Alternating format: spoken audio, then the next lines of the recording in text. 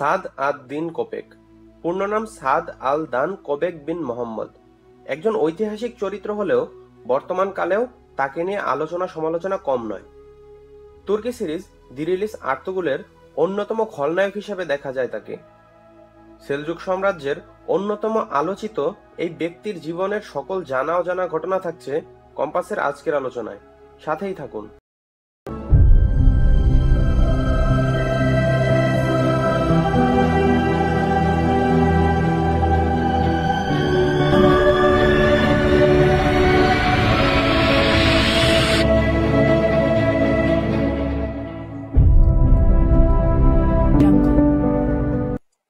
সাদেত্তিন কোপেক 1300 শতাব্দীতে সেলজুক সাম্রাজ্যের সুলতান আলাউদ্দিন কায়কোবাদের অধীনস্থ আদালতের প্রশাসক ছিলেন।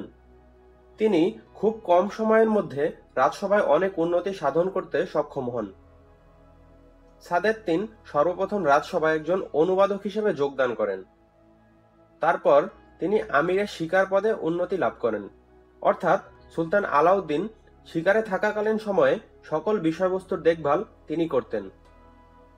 সে সময় তুর্কিরা শিকারে যাওয়াকে গুরুত্বের সাথে দেখত এবং এটি বিনোদনের একটি মাধ্যমও ছিল। এরপর শীঘ্রই তাকে সেনাবাহিনীর একটি অংশের কমান্ডার বানিয়ে দেওয়া হয়। 1226 সালে সুলতান আলাউদ্দিন আইয়ুবীদের বিরুদ্ধে হারপুতের যুদ্ধে আমির সাদেত্তিনকে সেনাবাহিনীর প্রধান নির্বাচন করেন। এরপর আমির সাদেত্তিন কোপেক সম্পূর্ণ সেলজুক সেনাবাহিনীর প্রধান হয়ে যান। এভাবে তিনি সেলজুক সাম্রাজ্যের ক্ষমতাধর একজন ব্যক্তিতে পরিণত হন। সাদেত্তিন কোপেকের শৈশব এবং কৈশোর সম্পর্কে ইতিহাসে কোনো বিশ্বাসযোগ্য উৎস পাওয়া যায় না, তবে তার পরবর্তী জীবনের অনেক ঘটনার উল্লেখ তুর্কি ইতিহাসে আছে। আমির সাদেত্তিন তার নিজের হাতে লেখা ডায়েরিতে তার শৈশব ও কৈশোরের উল্লেখ করেছেন, তবে ঐতিহাসিকের মতে এসব ঘটনা সাদেত্তিন নিজের মন মতো বানিয়েছেন, যাতে সিংহাসন দখলে তার সুবিধা হয়। কোপেকের ডায়েরি মতে তার মা শেহনাজ কোনিয়ার একজন ধনী ব্যক্তির মেয়ে ছিলেন। সুলতান আলাউদ্দিন কায়কোবাদের পিতা সুলতান প্রথম গিয়াসউদ্দিন তার রূপ দেখে বিমোহিত হন এবং তার সাথে প্রাসাদে মেলামেশা শুরু করেন। এ ব্যাপারে শুধু কোপেকের নানি জানতেন। একসময় শেহনাজ গর্ভবতী হন এবং ভ্রূণের বয়স যখন 2 বছর, শেহনাজের বিয়ে অন্য একজন লোকের সাথে দেওয়া হয়, যার কাছে শেহনাজকে কুমারী উপস্থাপন করা হয়। এরপর কোপেক লেখেন, এভাবে তিনি 7 মাসে জন্মগ্রহণ করেন। এসবের মাধ্যমে সাদেত্তিন কোপেক প্রমাণ করতে চান যে তিনি সুলতান প্রথম গিয়াসউদ্দিনের নাজায়েজ পুত্র, সেলজুক রক্ত এবং সুলতান আলাউদ্দিনের সৎ ভাই। তবে ঐতিহাসিকদের মতে এসব ঘটনা মিথ্যা এবং বানোয়াট। বিষ প্রয়োগে সুলতান আলাউদ্দিন কায়কোবাদের মৃত্যুর পর তার ছেলে দ্বিতীয় গিয়াসউদ্দিন সিংহাসনে বসেন। অনেকের মতে সুলতান দ্বিতীয় গিয়াসউদ্দিনই তার পিতাকে বিষ প্রয়োগ করেন ক্ষমতায় আসার জন্য।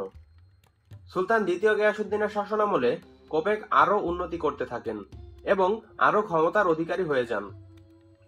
কম বয়সের কারণে সুলতান গিয়াসউদ্দিন সহজেই কোপেকের হাতে চলে আসে এবং ঐতিহাসিক ইবনে বিবির মতে সুলতান গিয়াসউদ্দিনকেও মেরে ফেলার পরিকল্পনা ছিল কোপেকের। এরপর কোপেক ক্ষমতায় আসার জন্য একটি হিংস্র পরিকল্পনা করে এবং সেই অনুযায়ী গণহত্যা শুরু করেন।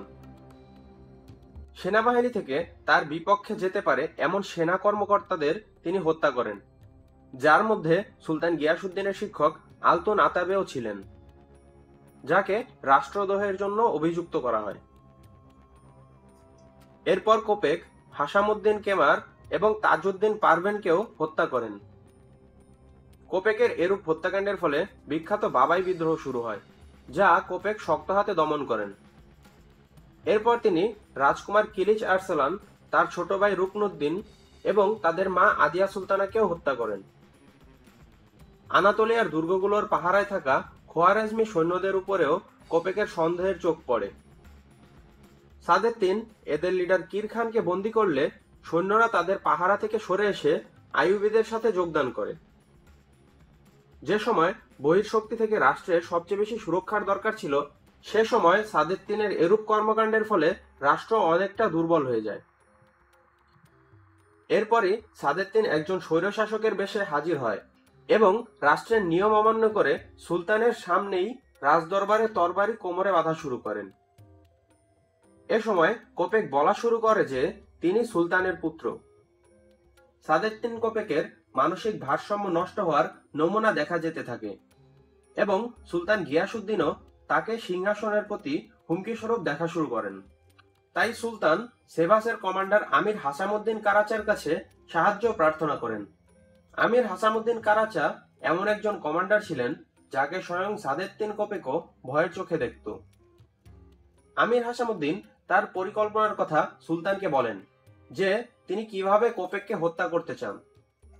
এরপর তিনি পরিকল্পনা অনুযায়ী সাদেদ্দিন কোপেকের ঘনিষ্ঠ হতে শুরু করেন যাতে কোপেক তাকে সন্দেহের চোখে না দেখে।